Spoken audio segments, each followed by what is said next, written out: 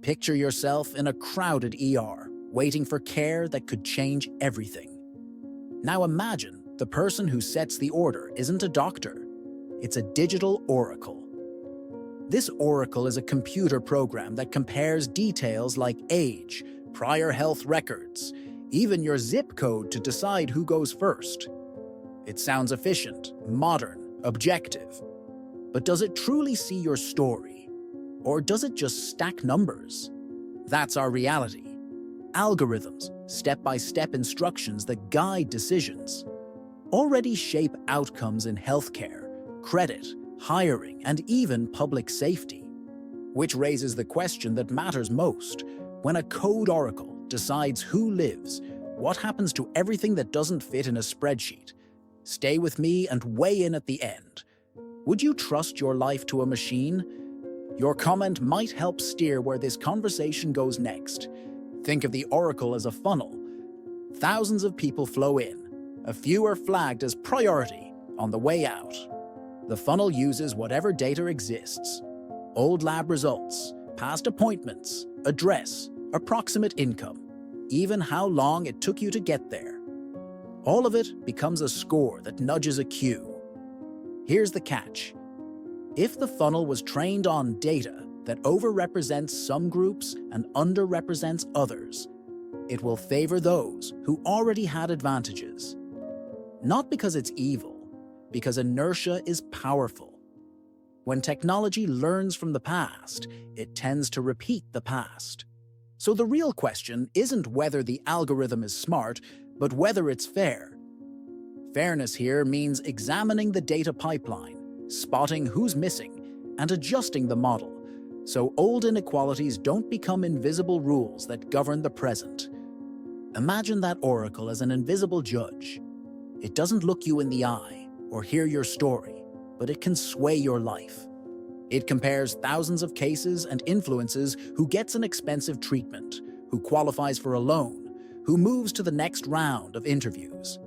Unlike a human professional, this mechanism doesn't feel empathy and ignores nuance outside the numbers by default. Joy Buolamwini, known for revealing how facial recognition systems misidentify women and people with darker skin more often, reminds us, without continuous testing and oversight, algorithms can accelerate exclusion with scale. The future isn't technology versus people, it's technology with people in charge. Auditing, correcting, and demanding explanations that make sense to everyone. Efficiency matters, but responsibility matters more. How does this oracle actually learn? Like teaching a kid to pick ripe fruit. You show examples, correct mistakes, show more examples, and they start spotting patterns. Algorithms do this with data. They see many past cases and try to get the next one right. But if the examples are too similar, if nearly all the fruit was picked in the same orchard, the model stumbles when life looks different. That's the risk of training on data that doesn't reflect society's diversity. Mitigating it means adding breadth to your samples, scrutinizing variables that smuggle in socioeconomic clues, and stress testing the system across different groups. Teaching well takes work, but looking away shifts the cost to those with the least margin for error. Details become destiny. A zip code can proxy income. A sparse medical history can mask lack of access. Commute time can stand in for infrastructure inequality. Inside the model, these details act like signals. Without careful review, they push people to the back of queues that look objective, but quietly carry scars from the offline world. If the oracle learns from what we feed it, responsibility starts upstream. How we collect data, who we include, how we listen to outliers, and whether we have the courage to say, "This isn't ready," before real lives are impacted. Behind the oracle are people writing instructions in languages like Python. Think of it as speaking to a computer in a language it understands. You don't need to code to grasp the essential point. Every rule, every example, every tweak drops a pebble in someone's path. Learning the basics of how digital decisions are designed isn't a luxury. It's self-defense for this decade. There are accessible resources that break down how systems are built, tested, and audited from the ground up. The more people understand the basics, the less room there is for tech mystique, and the more pressure there is for clarity and quality. Technical knowledge translated into human language is a bridge, and we cross it together. Now picture a crisis. During a pandemic, when ventilators are scarce, the Oracle suggests an order of use based on probability of recovery. Useful, as long as the model is paired with human oversight. Because a number doesn't know you juggle 2 jobs, care for your parents, or rode 3 buses to get there. That's why human in the loop isn't a buzzword, it's a seatbelt. Automated decisions need real supervision with authority to review, correct, and sometimes override the model. Tools should be allies, not rulers. An ally who won't listen is one you don't follow. The Oracle has reached beyond healthcare. In banking, it sets credit limits. In housing, it filters applicants. In policing, it flags hotspots. Sociologist Ruha Benjamin warns about digital borders that can turn old exclusions into new protocols. Technology doesn't invent every injustice. It often accelerates them. Precisely because of that, it can also help repair if designed with intention and scrutiny.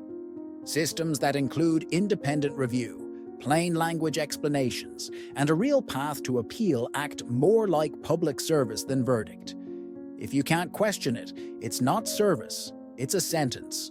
Who's accountable when the Oracle gets it wrong? The person who lost out? The clinician who accepted the suggestion? The company that built the system? Kate Crawford reminds us that technology has a geography, a politics, and a supply chain. It's born of choices, and choices carry power. At minimum, we need transparency. We have to move past the comfort of opaque processes and demand justifications clear enough for anyone to understand. Because the system said so is not an explanation. If a decision affects your life, you deserve to know how it was made, why, based on what, and how to challenge it. That's how trust is earned, or withdrawn when needed. Education is our democratic tool. Not to turn everyone into engineers, but to make sure no one feels tongue-tied in front of the Oracle. Understanding the basics helps you spot suspect calls, push for clearer processes, and join public debate with substance. Channels, courses, communities are doing this work, explaining with real examples, dropping jargon, repeating what matters until it sticks. Shared knowledge is an antidote against unfair decisions hiding behind polished dashboards. And yes, like, comment, share matters, not for vanity, but because that's how ideas spread and gain cultural traction in the world we live in. Looking ahead, automated decisions will expand. Speed is tempting, but haste blurs the human side of judgment. Geoffrey Hinton, a pioneer of AI, points to ethics and strong governance as non-negotiables. Multidisciplinary teams, technologists, clinicians, lawyers, psychologists, social workers need to be in the room, together, continuously. Not token meetings, ongoing presence to design, monitor, and adjust. Systems that touch basic rights can't be launch and forget.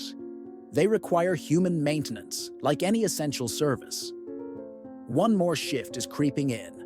Reputation is being scored by mechanisms few people understand. An algorithm can compress years of your life into a number. That's convenient for distant decision makers and suffocating for those living under it with no way to explain. That's why new rules are emerging worldwide for more transparency, audits, and accountability.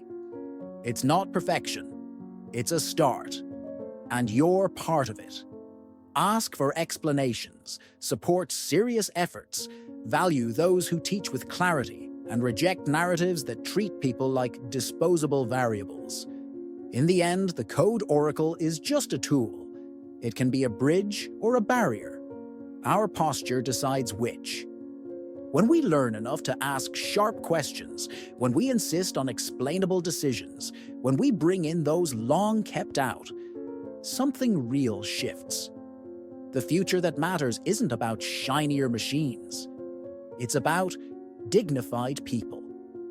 If code is going to influence who lives, who gets care, a chance, a loan, a second look, then let it do so under light, with supervision, with empathy.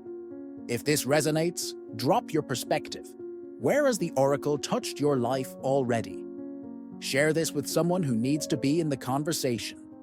Information isn't just power, it's collective protection.